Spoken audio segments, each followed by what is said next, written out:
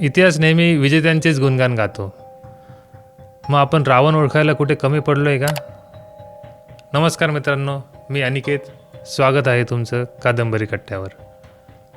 आज आपण अशा एका पुस्तकावर चर्चा करणार आहोत. त्यामध्ये रामायणातील वादग्रस्त व्यक्तिमत्व रावण याच्याबद्दल आपण बोलूया. आपण ज्याला राक्षसांचा राजा म्हणून ओळखतो, तो खरंच एक महान विद्वान, संस्कृत पंडित, सर्व शस्त्र अस्त्रामध्ये पारंगत आणि एक शिवाचा महान भक्त होता.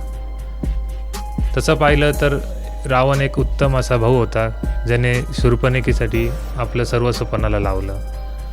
एक उत्तम असा पती होता, उत्तम असा मित्र होता, तसंच उत्तम असा शिष्यही होता. रावणाच्या आयुष्यातली सगळ्यात मोठी घटना म्हणजे त्याने केलेलं सीतेचं अपहरण. पण तसं पाहिलं तर रावणाच्या आयुष्यात भरपूर असे पैलू आहेत. तर अशाच प्रश्नांची उत्तरं आपल्याला या कादंबरीतून मिळायला भेटतात.